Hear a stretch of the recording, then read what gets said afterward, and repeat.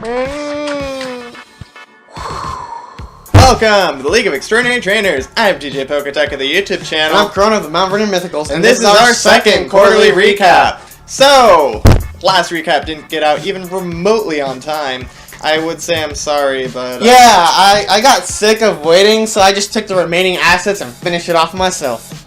Well, to be fair, I still did most of the work, so that still counts for something, right? Anyways, Eco and I will be taking over for you now, so you don't have to worry about it and get your life together. Well, when you say it like that, you make it sound like I'm some... And there won't be any complaints, because who's going to complain to Putin about Putin? Right. Cool. Anyway, rapid fire recap. Let's go!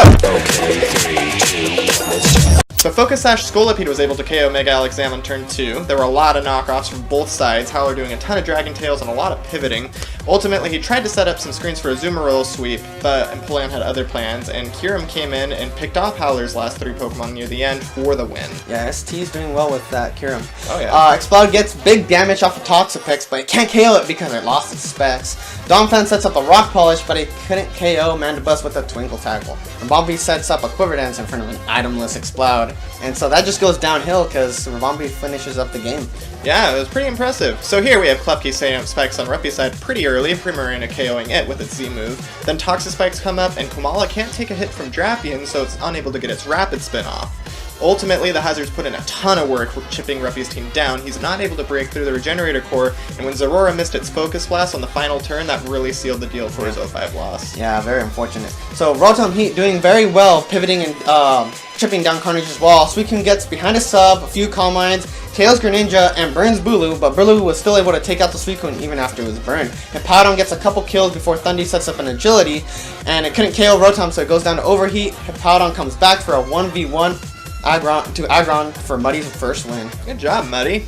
So here we see Slick Panther is taken over for Aaron because apparently 3DS repair companies are as slow as molasses. Volcarona tries to get up an early sweep, but is unable to KO Incineroar, so that doesn't work. Gladius and Clefable engage in a Calm Mind War, but Clefable loses because it got hit by a crit. Haxorus isn't able to take on Gladius with a Tectonic Range. Tangela almost brought it back with 3 KOs, but Gladius barely survived, so he lost. Yeah, I did. Nihilego gets sacked turn 1 to set up rocks. Can't get damage on Mike's Mew, and then Weavile tries to break through, but gets one hit KO'd by Drain Punch. Chandelure was the only Mon powerful enough to pick up KOs against Mike's team's bulky offense. 2 revenge KOs before Galvantula cleans up the game. Galvantula did well. Yeah, that was a game. This match starts off with a bang as the Stockholm City Kinglers pick up 2 KOs early with Tectonic Rage and Flare Blitz. Miltank comes in, does a lot of Miltank things because, man, Sven really likes his Miltank. Makes, who is it? No, Mike tried to gain some momentum but ends up wasting his Medium Z on Mandibuzz. Oof. And this all leads to a decisive 3-0 victory for the Stockholm City's Kinglers. Yeah. This match starts off with a lot of switches and very unconventional team choices, including adorable little baby Kate. Shout out to Frostfire. Overall, this match had a lot of back and forth with KO after another on both sides, trading momentum, each having a handful of less optimal plays, but the Westbrook Road Turtles were able to pick up a 1-0 victory. Yeah, quite narrow, but it was pretty cool. So this match goes on for a good long time before there's finally a KO, and it's Zorora self-destructing due to his Life Orb recoil. But then the Columbus Swoop managed to bring things back, playing pretty aggressively and gaining the favorable matchup after a while.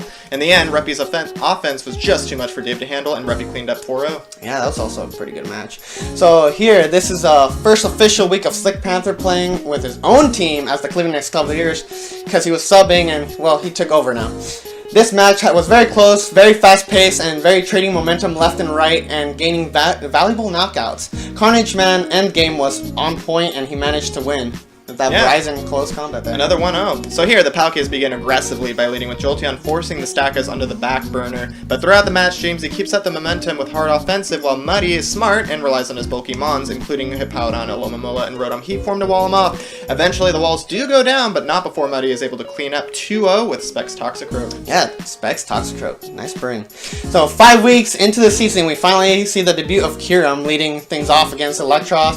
Kyurem certainly packs both bulk and punch, but survived an Iron Head from his Cavalier with exactly 1 HP. The Red Gyarados played bold plays on Azumarill, tried to set up Belly Drum, while the Feraligators onto Metagross, but it was not too much. The Feraligators equals just too good. Yeah, Feraligators got a decisive 5-0 win. Yeah. But we have to wonder what that Drifloon was all about. Yeah. So Savali gave Howler a pretty early start with a turn 1 KO on Seismitoad. Garchomp, Alakazam, and Scavalier putting in good work chipping down Slick Panther's Pokemon, but Azumarill would eventually come back and pick them off one at a time. Yeah, it was like it came in and Azumarill's Aqua Jet Death, and then some Play Roughs. Yeah, that sounds like a match. Chandelure stays in on Crawdon, and it gets taken out by Energy Ball. Skarmory swaps into a Continental Crush from Nielago and gets KO'd. That's unfortunate. And Thunderbolt Paralyzed Explode, and it gets fully paralyzed and causing him to get knocked out. And Hidden Power Fire Weavile for the tech. That was a really cool tech. Anyway, so here we see Reppy sacrificing Zora to deal massive damage to Mega Diancie. Infernape helps Reppy gain momentum by taking out Emboar, Zapdos, and then picking off a weak Mega Diancie with Vacuum Wave. Ultimately, Scizor finishes off the rest of ST's team, so yeah, someone had to slow ST down from gaining so much momentum. Yeah, he was anyways. Anyway. Mega Charizard X gets a Flame Charge and Belly Trumps, but T-Wave Togekiss slows it down. Jirachi gets paralyzes Necrozma with a Body Slam, and thanks to full paralysis, Jirachi was able to take it out. Superior picks up 3 kills in Thundurus, Incarnate, Swampert, and Salazzle, and good old Miltank KO'd Mega Aggron with a Seismic Toss. Good old Miltank. So here we see Tangela tings up Tangrowth to show that Tangela is the superior Pokemon, while Rotom Wash has the wrong hidden power, and that was very unfortunate in this match. Haxorus did try to win with a Dragon Dance, but the Perish Song stopped that. Ultimately, special attacking Mega Swampert put in work. Yeah, very good bring. Very good bring. Starts off with both sides using Volt Switch, though Vab already got the turn 1 crit. Mega Venusaur missed the first Sleep Powder on Mega Latios, but thankfully it used Draco instead of a Psychic move. Rotom kills Mega Venusaur, gets momentum back with Pain Split, and puts in a ton of work overall. Greninja and Latios put in a ton of work despite the latter taking 3 full turns of sleep. Yeah. And then Tapu Bulu just kind of won. Yeah. Muddy picked up another win. Good job, Muddy. Man, I always have fun with those. Wait. Is that why we're always doing so many takes? Are you messing up on purpose? No. You messed up just as many times as I did. We're just challenged is all. Anyways, let's go ahead and display this quarter's data. Whoa! Muddy's one of the top 3 coaches this quarter. Wait, really? Oh, good job, Muddy. You're returning to form.